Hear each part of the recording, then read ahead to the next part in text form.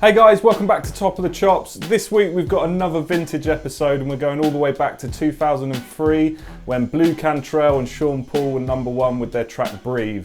The beat is also the same as the Dr. Dre, Eminem and Exhibit tune, What's the Difference, from my favourite hip hop album 2001. So grab your guitars, hit the subscribe button, the bell icon, and we'll get straight into it.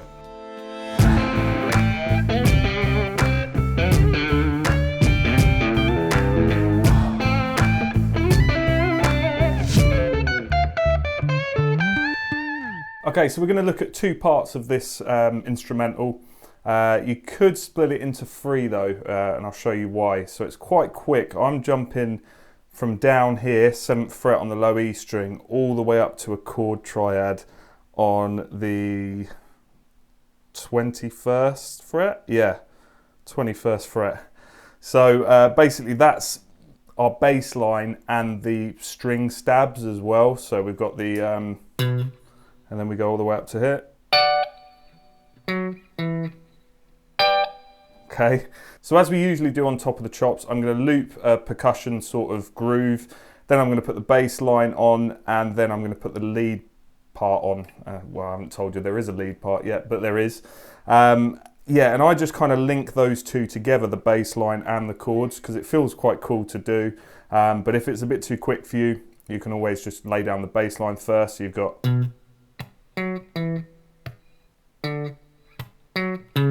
just like that, or you could throw the chords in between, so okay, and so on. So I'm going to show you how to do them both at the same time, but if you want to take it slower and split them up, just do that. Okay, so we're in B minor.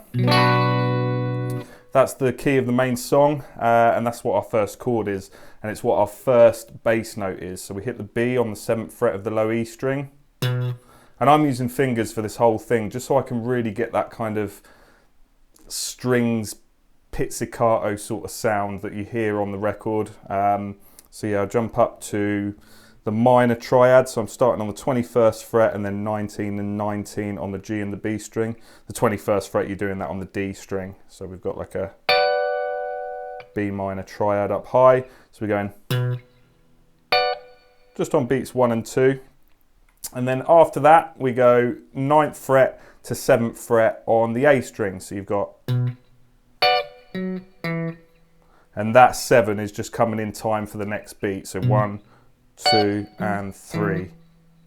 Now this slightly changes here. Now, some might say that this is a E minor triad here, which it might be. I can't actually hear because of everything else that's going on in the track. And yeah, it's just kind of close, and when it's a different instrument to guitar, I find it harder to hear. But I can't actually reach when I'm up that high. I mean, I can if I really try that E minor there.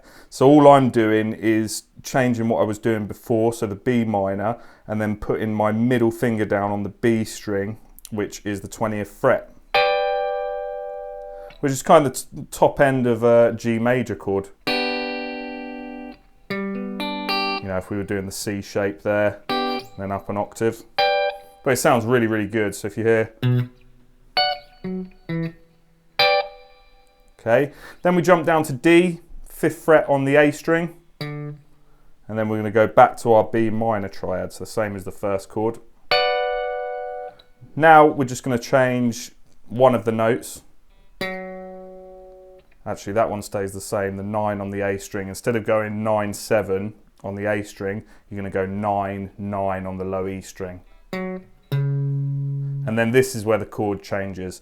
So this time I'm going to do similar to what I was doing with that G major triad, but I'm going to move it down a fret, which is quite an odd chord in the progression. It should be F sharp major. So that F sharp major chord now is basically telling us that we're actually in B harmonic minor rather than B natural minor. And the reason for that is because diatonically in B minor, or its relative major key, D major, F sharp should be a minor chord. So we should have a natural A in there. But it goes... puts an A sharp in there.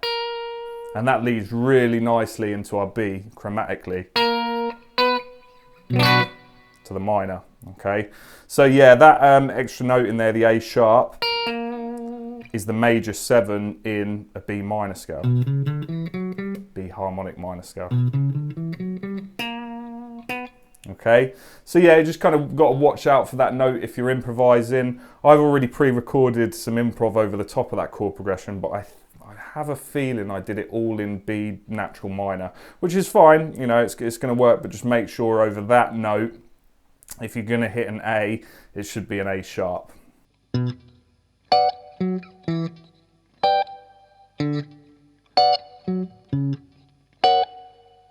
So that's the chord progression. Once that's looped round with some percussion, we can put our lead on top. Now this lead actually does incorporate that A sharp note in there as well. But we're going to kind of stick around, what shape are we in?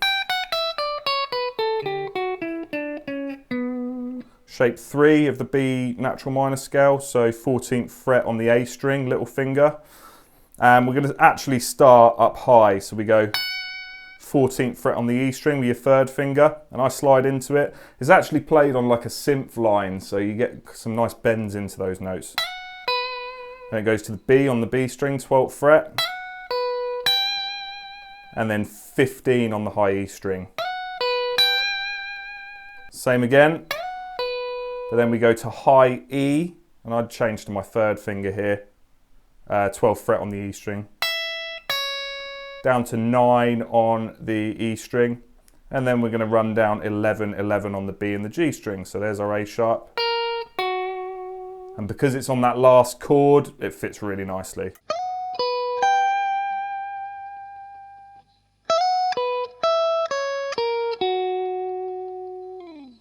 Okay, so like I said before, I'm going to do some muted kind of left-hand percussion sounds as a bed for my loop.